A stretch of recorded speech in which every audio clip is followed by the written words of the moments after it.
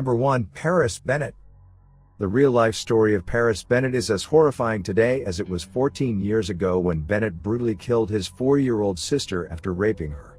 Bennett, only 13 years old when he committed the heinous atrocity, was sentenced to 40 years in prison and has been in jail since being arrested in 2007.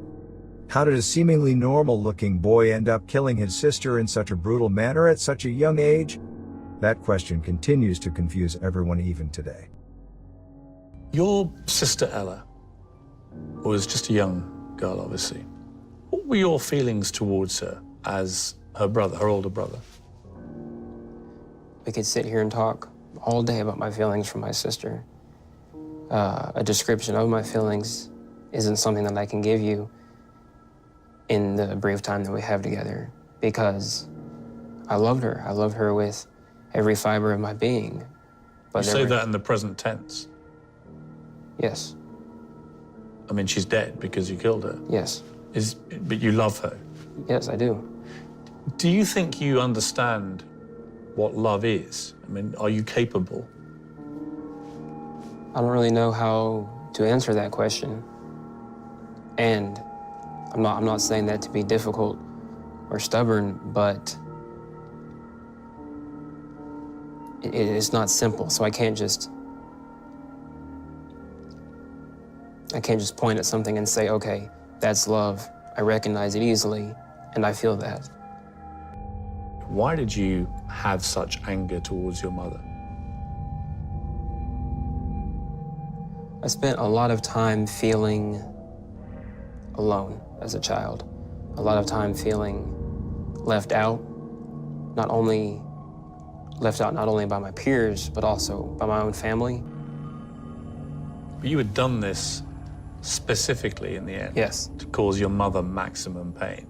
This has achieved your goal, which was to effectively mean your mother lost both her children at once. One to death, one to incarceration. When you saw her completely grief-stricken and in utter torment, that is what you were hoping to achieve by your actions. So I'm just curious whether the reality of what you hope to achieve lived up to your expectation or hope. No. At no point did I ever feel like I had accomplished something or that I had achieved a goal. And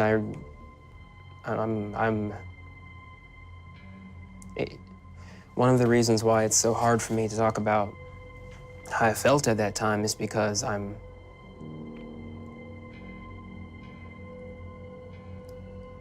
completely estranged from who I was then. And now I can't comprehend how I could ever have thought that killing my sister would solve my problems. It's like we're here talking about a completely different person. It's like you're asking me to try to climb inside someone else's head and peer through his eyes and catalog his thoughts.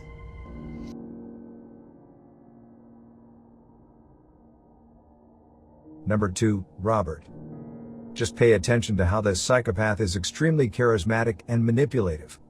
He pulls you into the conversation and smoothly keeps your attention. Everything seems to be very honest. From the age of, it started about the age of 1. When I was the punisher, I was the one who decided punishment over the children. I was the one who spanked the children. I was the one who punished the children. And if I seen the children doing anything wrong, even bickering and arguing amongst themselves, I would whip them and tell them, you know, just kids playing. I would tell myself, well, she's not going to be like that. She is going to be the perfect mate. And I told myself that. And I didn't molest her then. The perfect mate. The perfect mate. I was grooming her to fit me. To fit me. At what age? I started it at about a year, I started grooming her, whooping her, and telling her this, to do this, not do that. Then when I molested her at 18 months old. And I thought to myself, I said, well, this is going to be easy. This is going to be easy. I'm going to have my own child, my own stepdaughter, which is really not blood related to me. And I'm telling myself these things, it's not blood related to me. When she grows up to be 14, 15 years old, I will have the perfect sexual mate for sexual purposes. Anything else didn't matter. It was sex. That was it. I didn't care about, really, honestly, I didn't love the child. I wanted the child for my own purposes.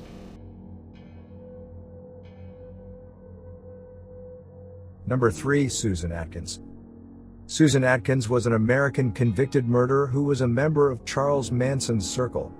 Manson's followers committed a series of 9 murders at 4 locations in California over a period of 5 weeks in the summer of 1969. Known within the Manson family as Sadie Glutz or Sexy Sadie, Atkins was convicted for her participation in 8 of these killings. What happened that night you all went to Sharon Tate's house? What really happened? Well, I remember getting in the car with Tex and Tex Watson and my other 2 co-defendants. And we drove to the house with instructions to kill everyone in the house. From Charlie? Yeah. And not just that, but that we were instructed to go all the way down every house, hit every house on the street? On the street, yes. And kill all the people in those houses? Kill all the people in all those houses. And we went into the house, and I remember that as we went in, a car came up to the driveway, and I remember Tex getting out, and without saying anything, there were gunfire shot. I was in the bushes, and that's when the young boy Stephen Parent was killed. He was killed in the car outside. Right. The people in the house were all brought into the living room and tied up, and I remember that Wojtek Wachowski, I believe is his name, I had tied his hands with a towel and then was instructed to kill him. And I raised the knife that I had in my hand, and I couldn't put the knife down. I couldn't bring it down. It was just as though there was a force there that held my wrist, and I couldn't move. And as he saw that I couldn't move, then he very easily undid the ties, the towel that I had tied his wrist with, and he and I began to fight. And I remember I was screaming for help, and he was screaming for help, and then Tex came and helped me, and I was left to sit and watch Sharon Tate. And about that time, all I can remember seeing people just scattering in different places and running in different places, and I was left sitting with Sharon Tate, and she was talking to me, and I remember that I had absolutely, I felt nothing. I felt absolutely nothing for her as she begged for her life and for the life of her baby. In this room were all the survivors of those victims, of yours and the others, their families and their friends. What would you say to them? Say what I would have to say to them. I just love them. I feel for them. I feel their pain. I feel their sorrows and their loss. And I didn't feel that years ago. I didn't feel anything for them. Which one of the interviews did you find the most disturbing and why? Let me know in the comment section down below. If you think this video is interesting, leave a like, and you can also subscribe to my channel for more similar content like this.